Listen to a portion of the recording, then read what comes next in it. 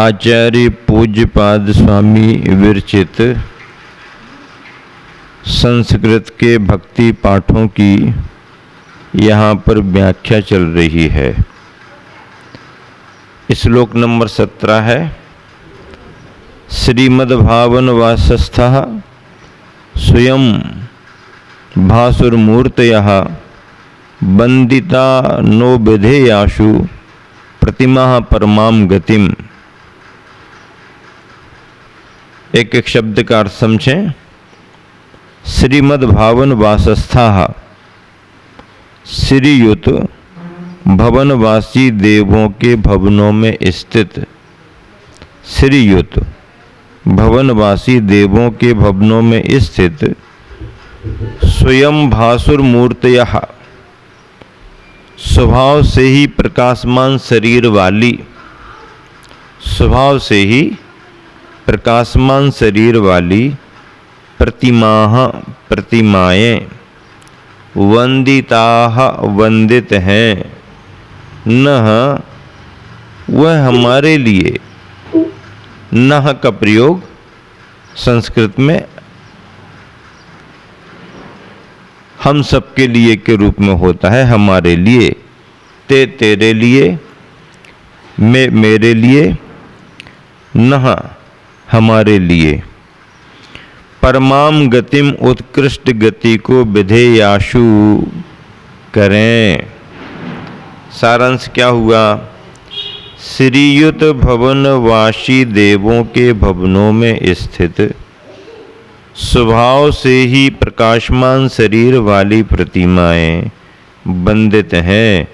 वह हमारे लिए उत्कृष्ट गति को करें। कहाँ की बात आ गई? भवनवासी देवों की बात आ गई। देवों के भेदों में 4 निकाय हैं। देवास चतुर्निकायाः ऐसा तत्वार सूत्र में कहा गया है।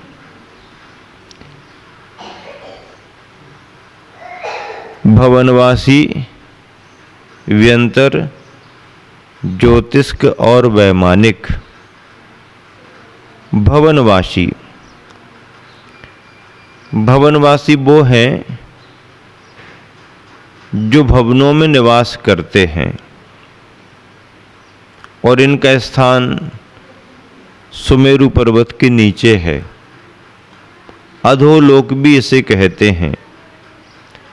अधोलोक वैसे नरक के लिए कहा जाता है, लेकिन नरकों के ऊपर के भाग में भवनवासियों के विमान बने हुए हैं। उन भवनवासियों के भवन बने हुए हैं। उन भवनों में भवनवासी देव निवास करते हैं।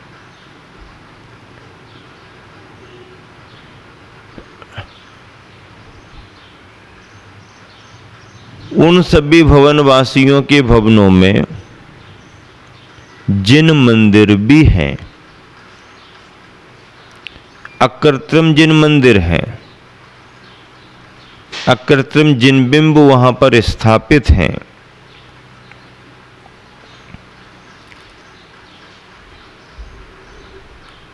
सुंदर सुंदर प्रतिमाएं हैं, वीतरागता को लेकर के प्रतिमाएं हैं। प्रतिमाएं तीनों लोकों में हैं। वीतरागी जिन बिंब हैं, उन्हीं प्रतिमाओं की यहाँ पर चर्चा चल रही है कि श्रीयुत भवनवासी देवों के भवनों में स्थित स्वभाव से ही प्रकाशमान शरीर वाली प्रतिमाएं वंदित हैं। वह हमारे लिए उत्कृष्ट गति को करें। उत्कृष्ट गति, सिद्ध गति, शुभ गति को करें। पद्यानुवाद गुरुवन ने लिखा है, भवनवासियों के भवनों में फैली वैभव की महिमा। भवनवासियों के भवनों में फैली वैभव की महिमा। नहीं बनाई बनी आप है, आभा वाली है प्रतिमा। नहीं बनाई बनी आप है, आभा वाली है प्रतिमा। प्रणाम उनको भी मैं करता, प्रणाम उनको भी मैं करता। सादर सविनय सारों से, प्रणाम उनको भी मैं करता। सादर सविनय सारों से, पहुँचा देवें पंचम गति को, उत्कृष्ट गति। पहुँचा देवें पंचम गति को, तारें मुझको छारों से, तारें मुझको छारों से। क्या पद्यानुवाद है। भवन वासियों के भवनों में जो मंदिर हैं और उनमें जो वीतरागता के बिंब विराजमान हैं, अकृत्रिम जिन बिंब, देखो तो देखते रह जाओ। आभा वाली श्रीयुत, श्री शोभा संपन्न, वैभव संपन्न प्रतिमाएं हैं। उन प्रतिमाओं की महिमा आचार्य पूज्यपाद स्वामी ने यहाँ बतलाई है। गुरुवर ने पद्यानुवाद में तो एकदम सार भर दिया है। पद्य को पढ़ो मन विभोर हो जाता है, आनंदित होता है। 4 पंक्तियों में सब कुछ आ गया। भवनवासियों के भवनों में, भवनवासियों के भवनों में फैली वैभव की महिमा। नहीं बनाई बनी आप है, आभा वाली है प्रतिमा। प्रणाम उनको भी मैं करता, प्रणाम उनको भी मैं करता। सादर सविनय सारों से, प्रणाम उनको भी मैं करता। सादर सविनय सारों से, पहुँचा देवें पंचम गति को, तारें मुझको छारों से। अधोलोक संबंधी कितने जनालय हैं? अधोलोक में 7,72,00,000। कितने हैं? कितने हैं? 7,72,00,000 अधोलोक में। हाँ, अधोलोक में, नरकों में नहीं है, लेकिन अधोलोक में भवनवासी और व्यंतर आदिकों के जो स्थान हैं, उनके स्थानों में कितने हैं मंदिर, अकृत्रिम जिनालय? 7,72,00,000। 7,72,00,000 अधोलोक संबंधी।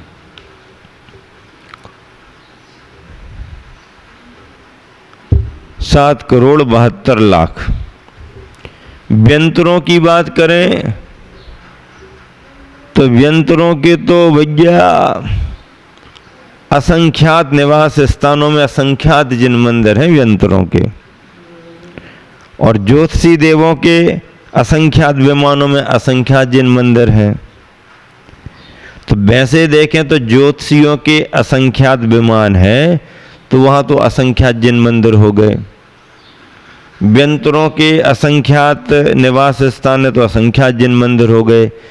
तो वैसे तो अकृत्रिम जिनालय असंख्यात हैं, लेकिन ज्योतिषी और व्यंतरों को छोड़ दें, अधोलोक में केवल भवनवासियों को लें तो भवनवासियों के अधोलोक संबंधी 7,72,00,000 और मध्यलोक संबंधी 458।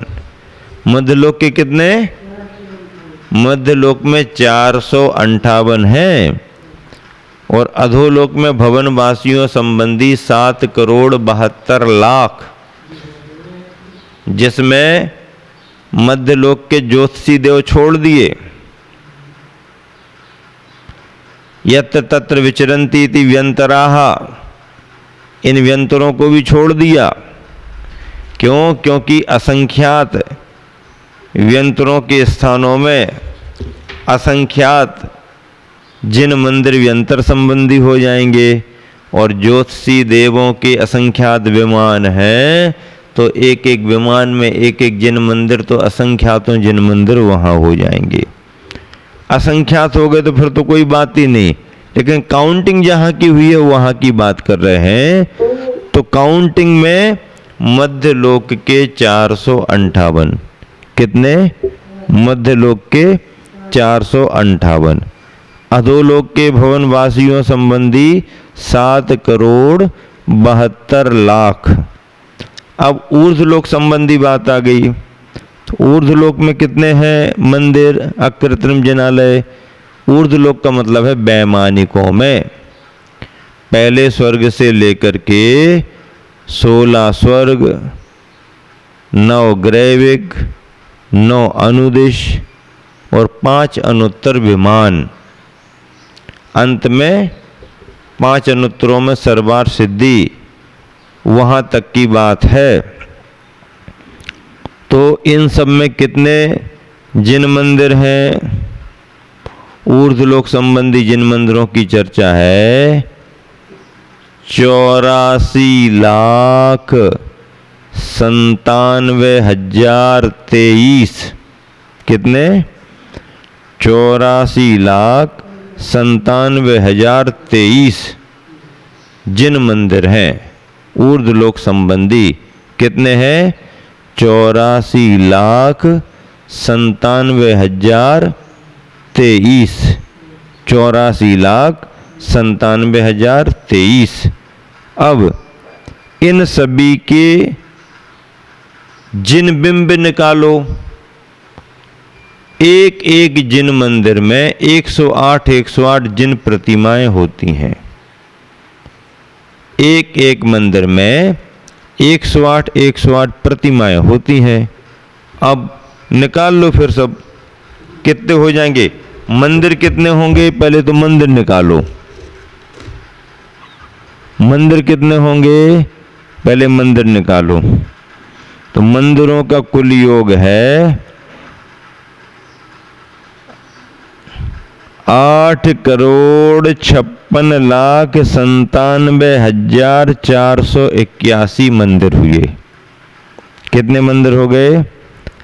8,56,97,481 मंदिर हुए। ये मंदिरों की संख्या है। कितनी है मंदिरों की संख्या? 8,56,97,481। इन मंदिरों में 108 प्रतिमाएं प्रत्येक मंदिर में होती हैं। तो फिर सब प्रतिमाएं कितनी हो जाएंगी? 925 करोड़। कितनी? 925 करोड़ 53 लाख। 925 करोड़ 53 लाख 27,948 जिन प्रतिमाएं हैं।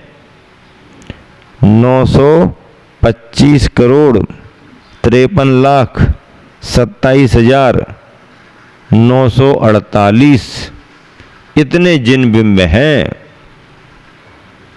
एक एक मंदिर में 108 प्रतिमाएं हैं।